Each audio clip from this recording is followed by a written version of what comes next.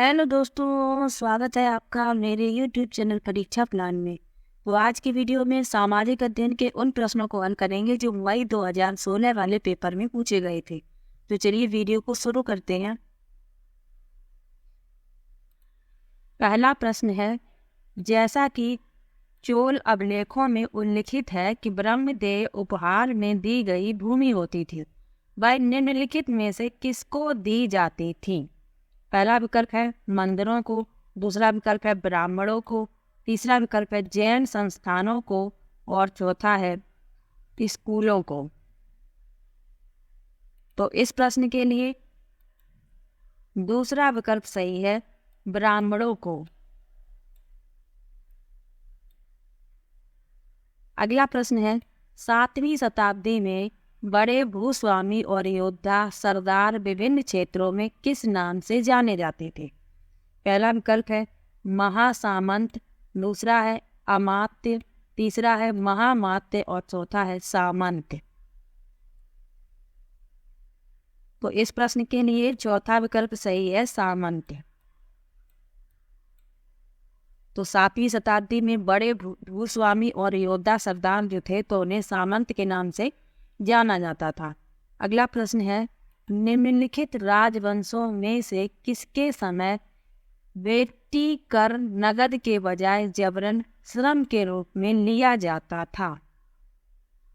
पहला विकल्प है चोल, दूसरा विकल्प है गुप्त, तीसरा विकल्प है पाल और चौथा विकल्प है चालुक्य। तो इस प्रश्न के लिए पहला विकल्प सही है, चोल। अगला प्रश्न है, 1772 में ब्रिटिश प्रशासन के अंतर्गत एक नई न्याय व्यवस्था दीवानी अदालत स्थापित की गई। इसके अंतर्गत निम्नलिखित में से कौन सा दीवानी अदालतों का मुखिया होता था? पहला विकल्प है प्रेसिडेंसी के गवर्नर, दूसरा विकल्प है गवर्नर जनरल, तीसरा विकल्प है विभिन्न धार्मिक समुदायों से विधि शास्त्री और चौथा विकल्प है यूरोपीय जिला कलेक्टर। तो इस प्रश्न के लिए चौथा विकल्प सही है, यूरोपीय जिला कलेक्टर। अगला प्रश्न है, चीन के ताइपिंग विद्रोह 1850 के बारे में निम्नलिखित कथनों में से कौन सा सही है? पहला लिखा है, विद्रोह चीन में परंपरागत रूप से प्रचलित ईसाई धर्म के विरोध में था। दूसरा है, आंदोलन का उद्देश्य ऐसे साम्राज्य की स्थापना करना था जहां किसी की निजी संपत्ति नहीं होगी और न सामाजिक वर्गों के बीच कोई भेद होगा। तीसरा विकल्प है, यह विशाल जन विद्रोह चीन के उत्तरी भाग में उठा था और चौथा है, चीन में तैनात अंग्रेजी और फ्रांसीसी सेनाओं ने विद्रोह को दबाने में किंग साम्राज्य के बादशाह की मदद नहीं की। तो इस प्रश्न के लिए दूसरा विकल्प सही है, आंदोलन का उद्देश्य ऐसे साम्राज्य की स्थापना करना था जहां किसी की निजी संपत्ति नहीं होगी और न सामाजिक वर्गों के बीच कोई भेद होगा।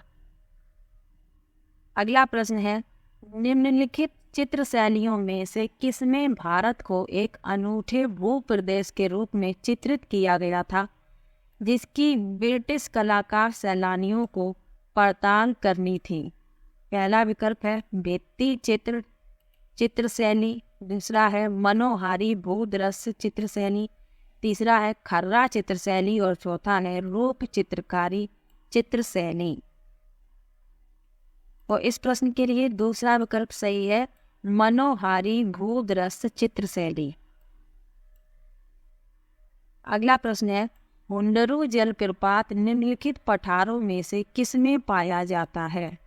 पहला विकल्प है पूर्वी अफ्रीकी पठार, दूसरा है ऑस्ट्रेलिया का पश्चिमी पठार, तीसरा है तिब्बत का पठार और चौथा है भारत का छोटा नागपुर पठार। तो हुंडरू जलप्रपात भारत के छोटा नागपुर पठार में पाया जाता है, चौथा विकल्प इसमें सही है। अगला प्रश्न है, प्रत्येक एक अंश देशांतर पर स्थानीय समय बदलता है। पहला विकल्प है 2 मिनट, दूसरा है 6 मिनट, तीसरा है 1 मिनट और चौथा है 4 मिनट। तो इसमें चौथा विकल्प सही है, 4 मिनट, क्योंकि पृथ्वी 24 घंटे में 360 अंश घूमती है, यानी 15 अंश प्रति घंटा, और 1 अंश देशांतर का स्थानीय समय निकालेंगे तो 4 मिनट निकल के आएगा। अगला प्रश्न है, निम्नलिखित ग्रहों में से कौन सा ग्रह अपने अक्ष पर घूर्णन करने में सबसे कम समय लेता है? पहला विकल्प है बुध, दूसरा विकल्प है पृथ्वी, तीसरा विकल्प है बृहस्पति और चौथा विकल्प है नेपच्यून। तो प्रश्न को ध्यान से पढ़िए। प्रश्न में ये कहा गया है कि अपने अक्ष पर घूर्णन करने में सबसे कम समय लेता है। तो तीसरा विकल्प सही है, बृहस्पति, जुपिटर। अब यदि प्रश्न पूछा जाए कि कौन सा ग्रह सूर्य की परिक्रमा करने में सबसे कम समय लेता है, तो वह बुध है, क्योंकि बुध सूर्य के सबसे निकट है और ये अपने अक्ष पर घूर्णन करने में सबसे कम समय लेता है, बृहस्पति।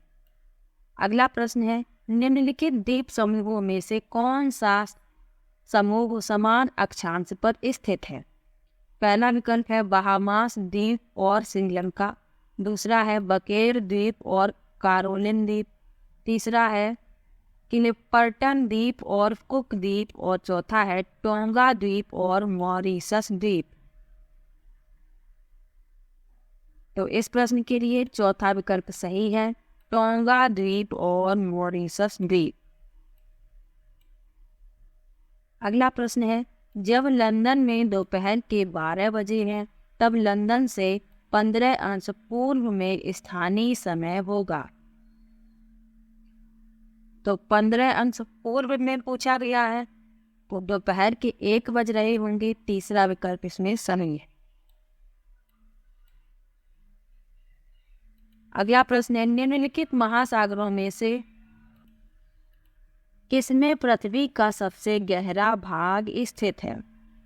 पहला विकल्प है आर्कटिक महासागर, दूसरा है हिंद महासागर, तीसरा है प्रशांत महासागर और चौथा है अटलांटिक महासागर।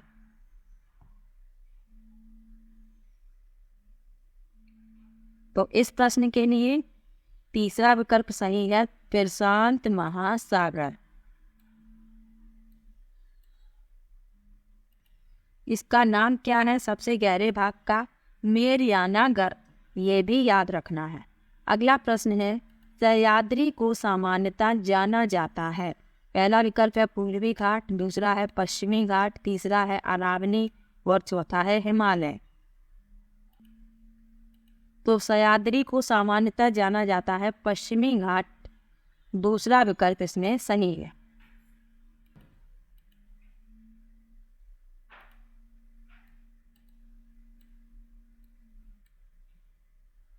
अगला प्रश्न है, निम्नलिखित कथनों में से कौन सा कथन सही है?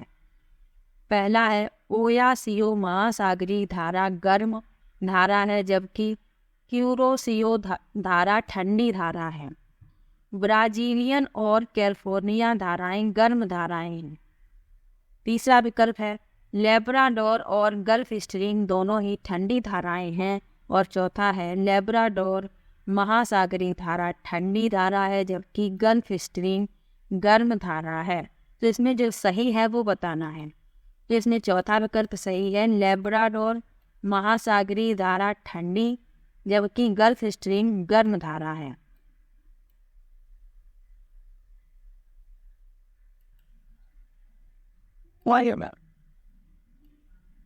सूर्य एवं चंद्रमा की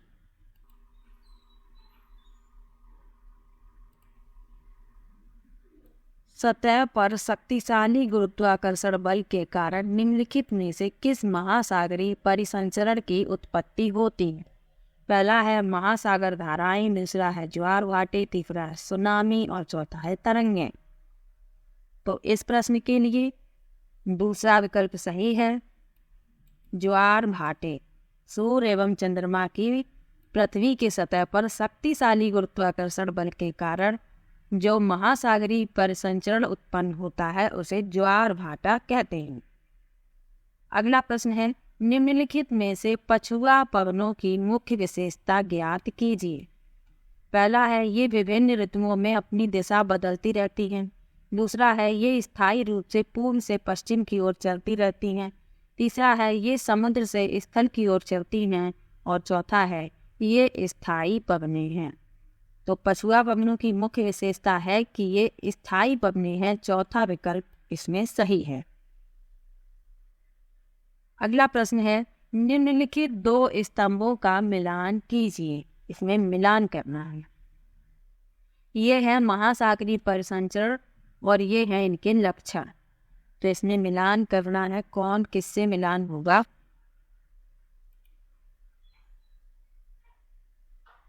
ज्वार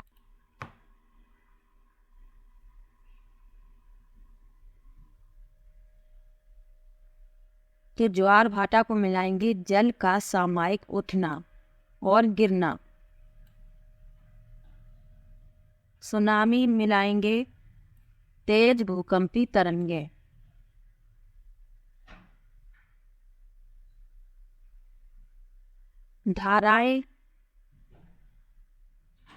धाराएं मिलाएंगे महासागरीय सतह पर निश्चित दिशाओं में नियमित रूप से बहने वाले जल के प्रवाह। और तरंगे मिलाएंगे महासागरीय जल का लगातार उठना और गिरना, यानी सी से। तो दूसरे का ए, तीसरे का बी, पहले का सी और चौथे का डी। तो इस क्रम में पहला विकल्प इसमें सही है।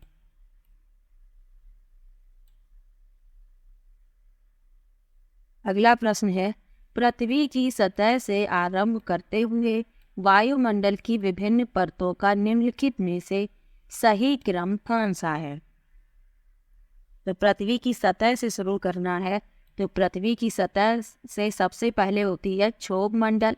पहला विकल्प इसमें सही है, क्षोभ मंडल। उसके बाद समताप मंडल, फिर मध्य मंडल, ताप मंडल और बहिर्मंडल। अब समताप मंडल से दो प्रश्न पूछे जाते हैं कि हवाई जहाज किस परत में उड़ाया जाता है। तो समताप मंडल में उड़ाया जाता है। और ओजोन परत कहाँ पर पाई जाती है, समताप मंडल में पाई जाती है। ओजोन दिवस कब मनाया जाता है, तो 16 सितंबर को ओजोन दिवस मनाया जाता है। अगला प्रश्न है सहारा मरुस्थल के विषय में निम्नलिखित कथनों में से कौन सा सही है। पहला है यह ठंडे प्रकार का मरुस्थल है। दूसरा है यह एक समय में हरा भरा मैदान था। तीसरा विकल्प है यह केवल बालू की विशाल परतों से ढका हुआ है। और चौथा है यह यूरोप महाद्वीप में स्थित है। तो इसमें सही है वो बताना है। तो इसमें तीसरा विकल्प सही है, यह केवल बालू की विशाल परतों से ढका हुआ है। तीसरा विकल्प इसमें सही है। अगला प्रश्न है मृदा परिच्छेदिका की निम्नलिखित परतों में से किसमें ह्यूमस पाया जाता है। पहला विकल्प है ऊपरी मृदा, दूसरा है अपक्षयित मृदा, अपक्षयित चट्टान, तीसरा है जनक चट्टान और चौथा है उप मृदा। तो इस प्रश्न के लिए पहला विकल्प सही है, ऊपरी मृदा। अगला प्रश्न है निम्नलिखित फसलों में से कौन सी फसल सुअपवाहित दुमट मृदा में सबसे अच्छी तरह उगती है। पहला विकल्प है कॉफी, दूसरा है कपास, तीसरा है चाय और चौथा है जूट। तो इस प्रश्न के लिए तीसरा विकल्प सही है, चाय। अगला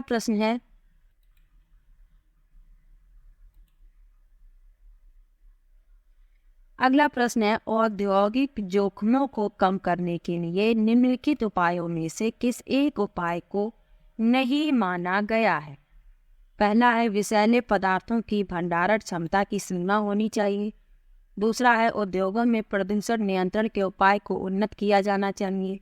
तीसरा है घने बसे आवासीय क्षेत्र औद्योगिक क्षेत्रों के निकट होने चाहिए। और चौथा है आग की चेतावनी और अग्निशमन की व्यवस्था को उन्नत किया जाना चाहिए। तो इसमें जो नहीं माना गया है वो बताना है। तो इसमें तीसरा विकल्प सही होगा, घने बसे आवासीय क्षेत्र औद्योगिक क्षेत्रों के निकट होने चाहिए। ये गलत है और गलत वाला ही बताना है।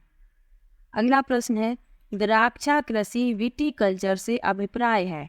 पहला विकल्प है विशेष रूप से निर्मित तालाबों और पोखरों में मत्स्य पालन। दूसरा है अंगूरों की खेती। तीसरा है रेशम के कीटों का वाणिज्यिक पालन। और चौथा है वाणिज्यिक उपयोग के लिए सब्जियों, फूलों और फलों का उगाना। और द्राक्षा कृषि विटीकल्चर अंगूरों की खेती से अभिप्राय है, दूसरा विकल्प इसमें सही है। द्राक्षा माने होता है अंगूर और कृषि माने खेती, तो द्राक्षा कृषि मतलब अंगूरों की खेती।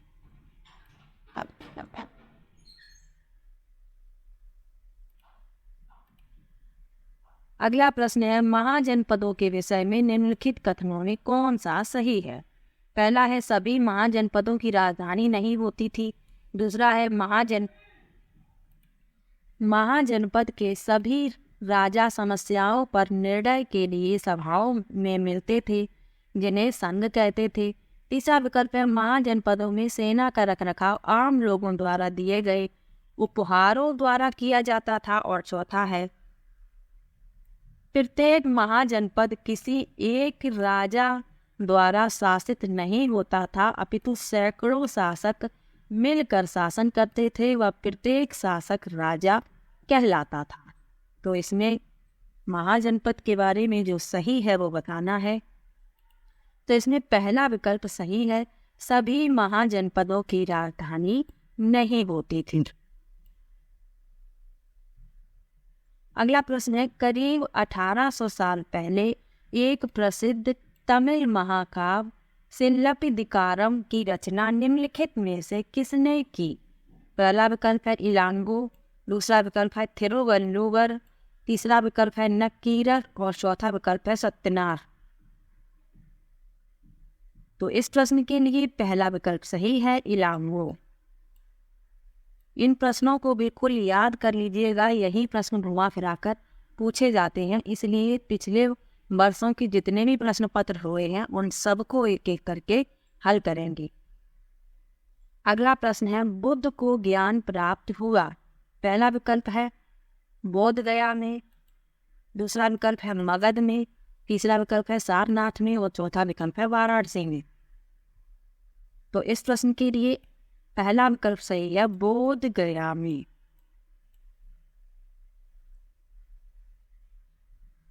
अगला प्रश्न है, प्राचीन नगरों में वलय कूप खोजे गए हैं जो लगभग 2500 वर्ष पूर्व विकसित थे, जिनका उपयोग होता था। पहला विकल्प है पूजा के लिए। दूसरा विकल्प है नहाने के लिए। तीसरा विकल्प है कूड़ेदान के लिए। और चौथा विकल्प है सिंचाई के लिए। तो प्राचीन नगरों में जो वलय कूप खोजे गए थे उनका उपयोग कूड़ेदान के लिए होता था। तीसरा विकल्प इसमें सही है, गार्बेज डंपिंग। अगला प्रश्न है, निम्नलिखित में से किसने विशाल जलाशयों हौजे सुल्तानी का निर्माण करके व्यापक सम्मान प्राप्त किया। पहला विकल्प है कुतुबुद्दीन ऐबक। दूसरा है अलाउद्दीन खलजी। तीसरा है फिरोज शाह तुगलक। और चौथा है इल्तुतमिश। तो इस प्रश्न के लिए चौथा विकल्प सही है, इल्तुतमिश।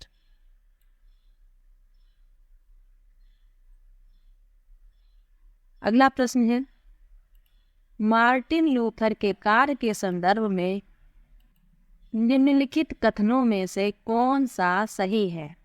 पहला है उसने पाप कर्म से छुटकारा पाने के लिए चर्च को दान देने की प्रथा को प्रोत्साहित किया।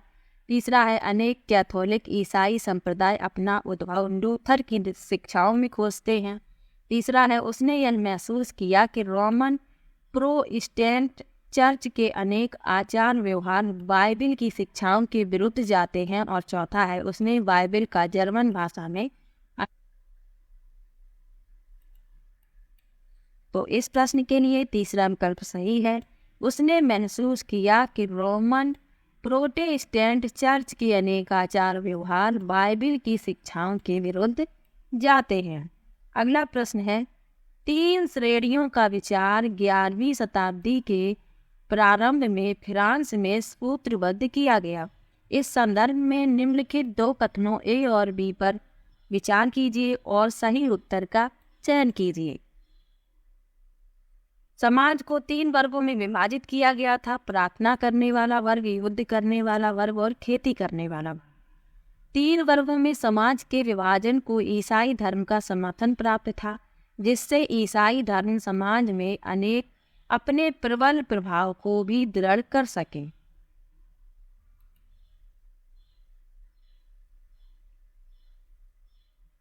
तो इसमें ए भी सही है, बी भी सही है। ए और बी दोनों सत्य हैं। अगला प्रश्न है, भूगोल में एक परियोजना के लिए सुनामी से बचे हुए लोगों के साथ एक विद्यार्थी साक्षात्कार करता है। इस परियोजना को निम्नलिखित में से किस स्रोत पर आधारित माना जा सकता है? पहला है द्वितीयक स्रोत, दूसरा है सुनी सुनाई बात, तीसरा है प्राथमिक एवं द्वितीयक स्रोत और चौथा है प्राथमिक स्रोत। तो इस प्रश्न के लिए चौथा विकल्प सही है, प्राथमिक स्रोत।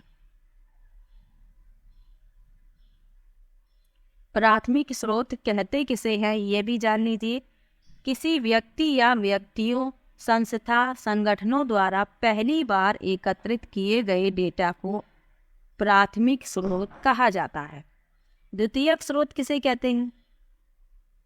किसी प्रकाशित या अप्रकाशित स्रोतों से एकत्र किए गए डेटा को द्वितीयक स्रोत कहते हैं। तो प्राथमिक और द्वितीयक स्रोत के बारे में ये याद रखिएगा। अगला प्रश्न है, निम्नलिखित स्थिति पर विचार कीजिए और सबसे उचित उत्तर को चुनिए।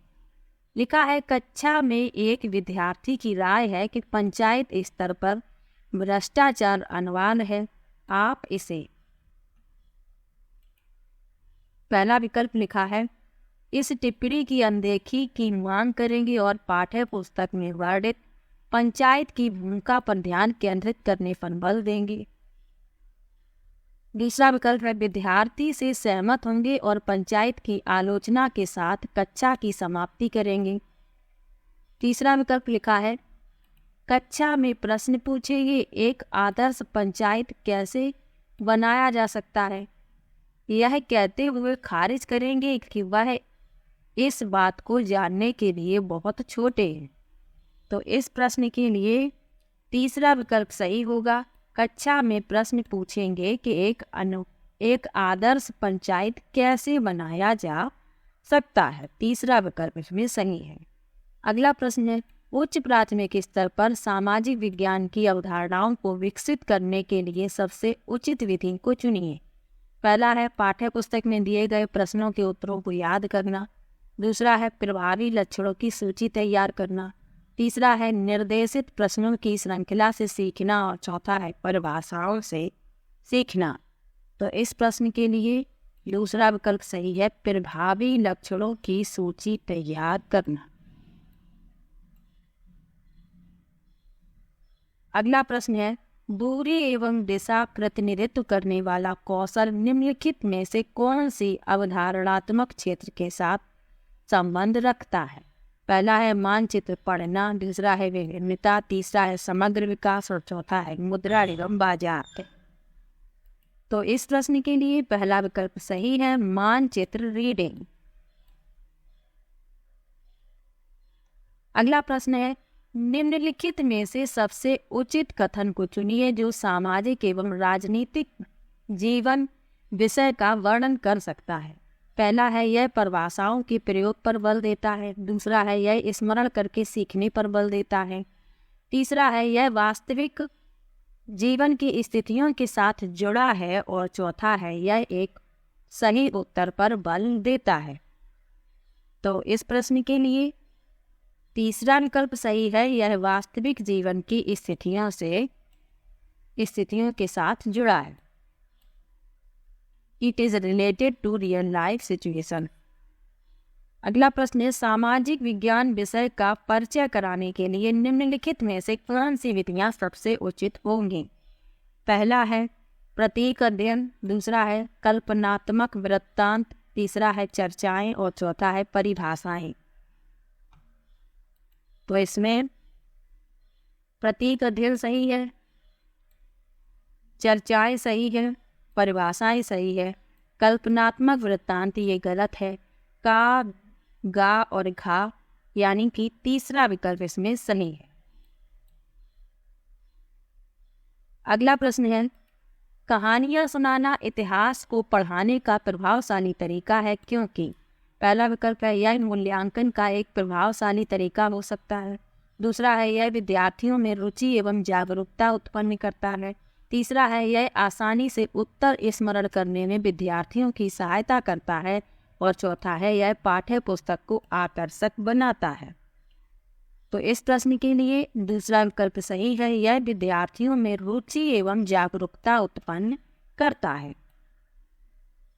अगला प्रश्न है, उच्च प्राथमिक स्तर पर भूमि उपयोग प्रतिरूप के परिवर्तन के शिक्षण के लिए निम्नलिखित में से कौन सा क्रियाकलाप सबसे उपयुक्त है? पहला है प्रदर्शनी, दूसरा है भूमिका निर्वाह, तीसरा है क्विज और चौथा है परिचर्चा। तो इस प्रश्न के लिए दूसरा विकल्प सही है, भूमिका निर्वाह, रोल प्ले। अगला प्रश्न है, का एवं खा दो अभ्यासों पर ध्यान दीजिए, फिर दिए गए विकल्पों में से कौन सा अभ्यास ऐतिहासिक कल्पना के क्रियाकलाप पर है? तो इसमें ये क्रियाकलाप वो दिए गए हैं, पहले तो इनको पढ़ना है। लिखा है, आप एक नाविक हैं जो अभी बेरीगाजा से वापस आए हैं, अपने मित्र से अपने अनुभवों का वर्णन कीजिए। दूसरा लिखा है, एक मानचित्र पर व्यापारियों द्वारा अपनाए गए रेशम मार्ग को ढूंढिए।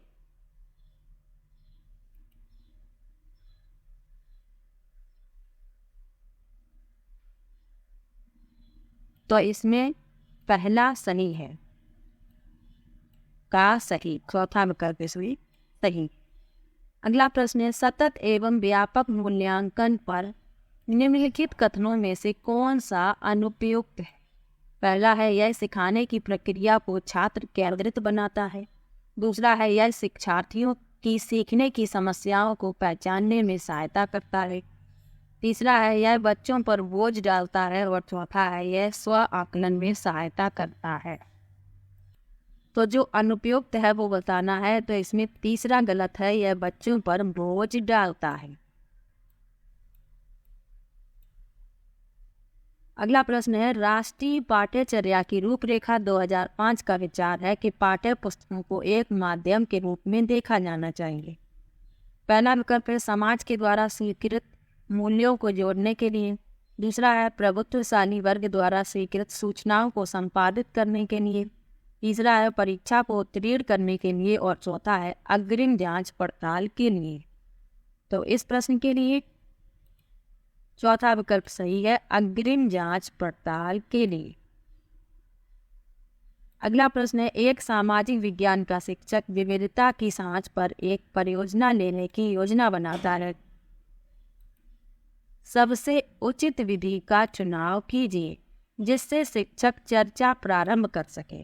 पहला है विद्यार्थियों को अपने आसपास के उदाहरण सोचने के लिए प्रोत्साहित करना और संवाद प्रारंभ करना, दूसरा है विद्यार्थियों को चर्चा के लिए बिंदुओं पर लिखित निर्देश देना, तीसरा है विद्यार्थियों को अपने वरिष्ठ छात्रों की परियोजना को देखने को प्रोत्साहित करना और चर्चा करना और चौथा है विद्यार्थियों को पठन सामग्री प्रदान करना। तो इस प्रश्न के लिए पहला विकल्प सही है, विद्यार्थियों को अपने आसपास के उदाहरण सोचने के लिए प्रोत्साहित करना और संवाद प्रारंभ करना। अगला प्रश्न है, उच्च प्राथमिक स्तर पर सामाजिक विज्ञान निम्नलिखित में से किन विषयों से विषय वस्तु सम्मिलित करता है? ये प्रश्न कई बार पूछा गया है। पहला है इतिहास, राजनीति विज्ञान, भूगोल और मनोविज्ञान, दूसरा है भूगोल, राजनीति विज्ञान, मानव शास्त्र और मनोविज्ञान, तीसरा है इतिहास, भूगोल, अर्थशास्त्र और राजनीतिक विज्ञान और चौथा है इतिहास, भूगोल, राजनीतिक विज्ञान और दर्शन शास्त्र। तो इस प्रश्न के लिए तीसरा विकल्प सही है। पोर्टफोलियो आकलन करने का एक महत्वपूर्ण साधन है। पहला है, यह शिक्षकों को शिक्षार्थियों पर सामान्य अवलोकन करने के योग्य बनाता है। दूसरा है, यह शिक्षार्थियों के विकास का संचयी अभिलेख प्रदान करता है। तीसरा है, यह योजना और कार्यान्वयन करने की एक आसान त्वरित विधि है। और चौथा है, यह शिक्षार्थियों के बारे में निर्णयात्मक सूचना प्रदान करता है। तो इस प्रश्न के लिए दूसरा विकल्प सही है। यह शिक्षार्थियों के विकास का संचयी अभिलेख प्रदान करता है। अगला प्रश्न है, पूछताछ उपागम के माध्यम से भारत के विभाजन के शिक्षण हेतु निम्नलिखित में से कौन सी विधि सबसे उचित है? पहला है, साक्षात्कार, चर्चा से साक्ष्य विवरण को एकत्रित करना। दूसरा है, स्वतंत्रता संघर्ष पर व्याख्यान करना। तीसरा है, भारत की स्वतंत्रता संघर्ष की समय रेखा बनाना। और चौथा है, राजनीतिक नेताओं की भूमिका का वर्णन करना। तो इस प्रश्न के लिए पहला विकल्प सही है, साक्षात्कार, चर्चा के साक्ष्य विवरण को एकत्रित करना। अगला प्रश्न है, सामाजिक विज्ञान में प्रतिदिन पढ़ाने की अपेक्षा चिंतनशील शिक्षण को प्राथमिकता दी जाती है। पहला विकल्प है, यह बदलती परिस्थितियों के लिए अनुक्रियात्मक नहीं है। दूसरा है, यह सामाजिक जागरूकता, विश्लेषण और लचीलापन देता है। तीसरा है, यह एक नया विचार है इसलिए यह लोकप्रिय है। और चौथा है, यह आदत और परंपरा द्वारा निर्देशित होता है। तो इस प्रश्न के लिए दूसरा विकल्प सही है, यह सामाजिक जागरूकता, विश्लेषण और लचीलापन देता है। अगला प्रश्न है, प्रतिनिधित्व लोकतंत्र के बारे में निम्नलिखित में कौन सा कथन सही है? पहला है, नियम और उपनियम सीधे जनता लोगों द्वारा बनाए जाते हैं। दूसरा है, निर्णय चुने सदस्यों द्वारा अधिकृत और पर्यवेक्षित होते हैं। तीसरा है, एक अभिजात वर्ग के निर्णय वंशानुगत शासक द्वारा किए जाते हैं। तो इस प्रश्न के लिए दूसरा विकल्प सही है, निर्णय चुने हुए सदस्यों द्वारा अधिकृत और पर्यवेक्षित होते हैं। अगला प्रश्न है, ग्राम पंचायत के सचिव की नियुक्ति निम्नलिखित में से कौन करता है? पहला विकल्प है, पंचायत समिति। दूसरा है, जिला परिषद। तीसरा है, पंचायत का प्रधान। और चौथा है, सरकार। तो इस प्रश्न के लिए चौथा विकल्प सही है, सरकार। अगला प्रश्न है, कावेरी जल विवाद से जुड़े दो राज्य हैं। पहला विकल्प है, आंध्र प्रदेश और तमिलनाडु। दूसरा है, कर्नाटक और आंध्र प्रदेश। तीसरा है, कर्नाटक और तमिलनाडु। और चौथा है, कर्नाटक और केरल। तो इस प्रश्न के लिए तीसरा विकल्प सही है, कर्नाटक और तमिलनाडु। अगला प्रश्न है, किसी राज्य के मुख्यमंत्री के विषय में निम्नलिखित कथनों में से कौन सा सही है? पहला है, उसकी नियुक्ति राष्ट्रपति द्वारा की जाती है। दूसरा है, वह अन्य मंत्रियों की नियुक्ति करता है। तीसरा है, मुख्यमंत्री तथा अन्य मंत्रियों के कार्यालय अलग अलग नहीं होते। और चौथा है, मुख्यमंत्री का चुनाव बहुमत प्राप्त दल के विधायकों द्वारा किया जाता है। तो इस प्रश्न के लिए चौथा विकल्प सही है कि मुख्यमंत्री का चुनाव बहुमत प्राप्त दल के विधायकों द्वारा किया जाता है। अगला प्रश्न है, बुनकर सहकारी संस्थाओं के विषय में निम्नलिखित कथनों में से कौन सा सही है? पहला है, सहकारी संस्थाओं को सरकार की ओर से किसी भी प्रकार की मदद नहीं मिलती। दूसरा है, सहकारी संस्थाएं व्यापारियों की भूमिका को कम करती हैं और बुनकरों को उनके कपड़ों का उचित मूल्य प्राप्त कराने में मदद करती हैं। तीसरा है, सहकारी संस्थाएं केवल निजी उद्यमियों के साथ व्यापार करती हैं। और चौथा है, सहकारी संस्थाएं विक्रय का कार्य नहीं करती, केवल उत्पादन करती हैं। तो इस प्रश्न के लिए दूसरा विकल्प सही है, सहकारी संस्थाएं व्यापारियों की भूमिका को कम करती हैं और बुनकरों को उनके कपड़ों का उचित मूल्य प्राप्त कराने में मदद करती हैं। दूसरा विकल्प इसमें सही है। अगला प्रश्न है, राज्यसभा के बारे में निम्नलिखित कथनों में से कौन सा सही है? पहला है, यह कार्यपालिका का चयन करती है। दूसरा है यह संसद में भारत के राज्यों का प्रतिनिधित्व करती है। तीसरा है इसमें 245 मनोनीत सदस्य होते हैं। और चौथा है इसका मुखिया प्रधानमंत्री होता है। तो इस प्रश्न के लिए दूसरा विकल्प सही है, यह संसद में भारत के राज्यों का प्रतिनिधित्व करती है। अगला प्रश्न है भारत के संविधान की अंतिम व्याख्या करने वाला है। पहला विकल्प है कार्यपालिका, दूसरा है न्यायपालिका, तीसरा है भारत के नागरिक और चौथा है विधायिका। तो इस प्रश्न के लिए दूसरा विकल्प सही है, न्यायपालिका। अगला प्रश्न है दीवानी कानूनों का संबंध है। पहला है व्यक्ति विशेष के अधिकारों का उल्लंघन या अवहेलना से, दूसरा है राज्यों के बीच टकराव से, तीसरा है केंद्रीय एवं राज्य सरकार के बीच टकराव से, और चौथा है ये ऐसे व्यवहारों या क्रियाओं से जिन्हें कानून में अपराध माना जाता है।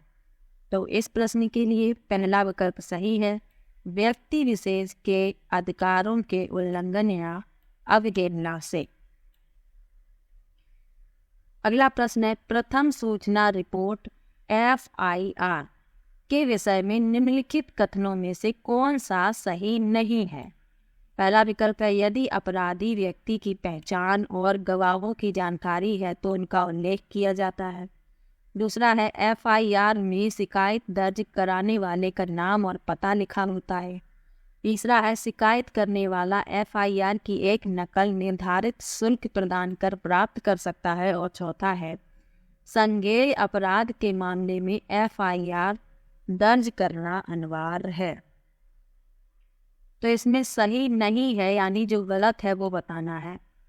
तीसरा इसका उत्तर होगा कि शिकायत करने वाला FIR की एक नकल निर्धारित शुल्क प्रदान कर प्राप्त कर सकता है।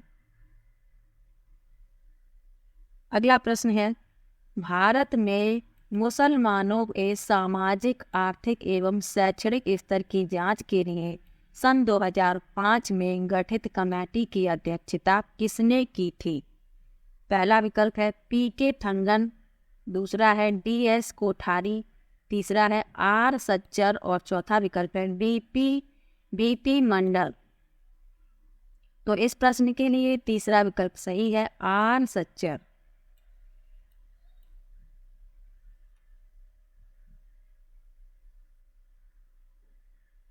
अगला प्रश्न है ऐतिहासिक स्मारकों पर रचनावादी चर्चा के लिए निम्नलिखित में से कौन सी विधि सबसे उचित होगी। पहला है स्मारकों पर प्रश्न उत्तर का चार्ट, दूसरा है स्मारकों पर हुए विद्यालय के एक पिकनिक के फोटोग्राफ, तीसरा है स्थानीय स्मारकों की पहचान करना और इसके आसपास कहानियों का वर्णन करना, और चौथा है स्मारकों का नाम सहित कोलाज। तो इस प्रश्न के लिए तीसरा विकल्प सही है, स्थानीय स्मारकों की पहचान करना और इसके आसपास कहानियों का वर्णन करना। अगला प्रश्न है सामाजिक विज्ञान विषय पर एक कक्षा चर्चा शुरू करने के लिए सबसे उचित कारण चुनिए। पहला विकल्प है इससे विद्यार्थियों को व्यस्त रखते हैं, दूसरा है इससे परीक्षण करते हैं कि विद्यार्थियों ने मीडिया से क्या सीखा, तीसरा है इससे विद्यार्थी विषय के साथ जुड़ सकते हैं और अपने को अभिव्यक्त कर सकते हैं, और चौथा है इससे शिक्षकों को कम समय बोलना होगा। तो इस प्रश्न के लिए तीसरा विकल्प सही है, इससे विद्यार्थी विषय के साथ जुड़ सकते हैं और अपने को अभिव्यक्त कर सकते हैं। अगला प्रश्न है निम्नलिखित दो कथनों A और B में सबसे उपयुक्त कारण को चुनिए। सामाजिक विज्ञान की कक्षा में प्रश्नों को पूछने का क्या लाभ है। पहला है विद्यार्थी की अवधारणा की समझ का आकलन करना और पूर्व कक्षाओं में हुई चर्चा का स्मरण करना, दूसरा है नए विचारों की समझ का आकलन करना और विद्यार्थियों के अपने शब्दों में इनको दोहराना। तो इसमें जो सही है वो बताने हैं, तो A भी सही है, B भी सही है, A और B दोनों। दूसरा विकल्प इसमें सही है। आखिरी प्रश्न है, सबसे उचित कथन को चुनिए जो सामाजिक विज्ञान का वर्णन करता है। पहला है व्यक्ति एवं उसके उपलब्धि का अध्ययन। दूसरा है एक संदर्भ में लोगों के संबंधों का अध्ययन। तीसरा है भौतिक पदार्थों का अध्ययन और चौथा है स्थान और मात्रा का अध्ययन। तो इस प्रश्न के लिए दूसरा विकल्प सही है, एक संदर्भ में लोगों के संबंधों का अध्ययन। तो ये प्रश्न मई 2016 वाले पेपर में पूछे गए थे। तो आज का ये वीडियो यहीं पर समाप्त होता है।